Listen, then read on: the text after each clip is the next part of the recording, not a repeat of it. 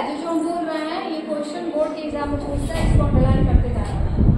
पूछ देगा कि आत्मजयी कैसी रचना है, उसमें बहुत सारा ऑप्शन आएगा। प्रबंध काव्य भी दे गया, प्रबंध काव्य लिखा और कीजिए आप अकारों के आसपास ये कहानी संग्रह है। आज और आज से पहले ये समीक्षा है। इतनी ज्यादा बुक्स लिखने के बाद, कविता लिखने के बाद, कहानी संग्रह लिखने के बाद, प्रबंध काव्य लिखने के बाद लाजमी है जब फेमस होंगे जिनको प्राइज भी मिलेगा ना जी, उनको प्रोत्साहन दिया जाएगा। तो प्रोत्साहन में बहुत सारे पुरस्कार मिले, जैसे कि साहित्य अकादमी सर्वोच्च पुरस्कार होता है हिंदी साहित्य में साहित्य अकादमी पुरस्कार, जो कि इनको कुंवर नारायण को मिला। हाँ, सबसे ऊपर साहित्य अकादमी पुरस्कार होता है, व्यास पुरस्कार होता है, बहुत सारे। जैसे इसमें कुमार आश्रम पुरस्कार है, व्यास सम्मान है, देखो व्यास सम्मान भी इनको मिला है, साहित्य अकादमी मिला तो व्यास भी मिला, प्रेमचंद पुरस्कार मिला है, लोहिया सम्मान, मतलब कितने इनको पुरस्कार मिले। और कबीर सम्मान, आइए आप नगर समेतना कवि कहने, क्योंकि इनका जन्म नगर में हुआ है, इसलिए नगरीय वेशभूषा चाल चलन उनके परिवार जो साहित्य में रखे, इसीलिए इनकी छाप भी कविता में ही लिखती है।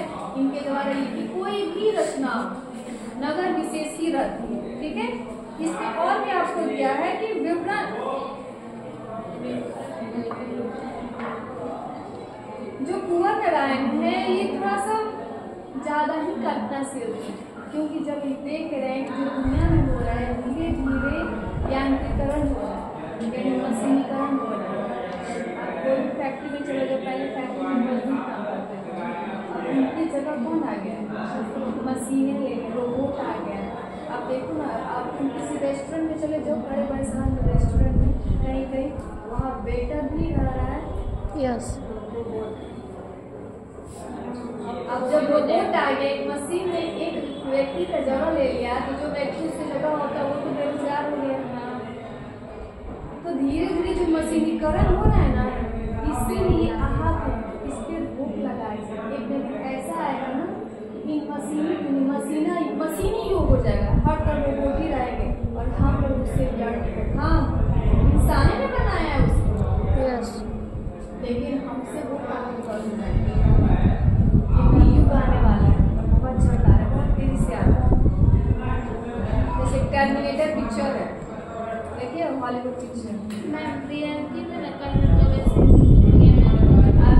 अभी तुम्हारे नहीं देखो, दुनिया बहुत आगे जा चुकी है, बहुत आगे जा चुकी है। ऐसे ऐसे यंत्र का निर्माण हो गया बाबू, यहाँ कुछ लिया के रख दिया जाए इंडिया में तो पूरा का पूरा देश ही खत्म हो सकता है। पर ऐसे ऐसे वायरस का निर्माण होगा, लेकिन कोई हाईलाइट कोई जानता नहीं है अभी। अरे कोविड आया तो कैसे आया था, एक वायरस के कारण आया था जी। इतने असम के भेड़ों की तरह लोग मर रहे थे, यस, मरा था कि नहीं मरा था लोग। बहुत कुछ आ गया है, इनसे रोक लगाने के लिए, सरकार को सजग करने के लिए बोल रहे हैं कुंवर नारायण जी। ये बोल रहे हैं कि विवरण उनके यहाँ नहीं के बराबर है, पर व्यक्तिक और सामाजिक ऊहापोह यानी खुद का व्यक्ति मतलब सेल्फ और सामाजिक यानी समाज में जो चल रहा है प्रथा ऊहापोह का तनाव पूरी व्यंजकता के साथ प्रकट होता है। यानी कि जो इनके अंदर वेदना में चल रही है, जो समाज में घटित हो रहा है, जो ये सोच रहे हैं, वो जो चल रहा है ना द्वंद, उससे भी वो आहत है और उसी से रिलेटेड भी सभी कविता में मिलेगा। इसमें भी मिलेगा एक वृक्ष की हत्या कविता में।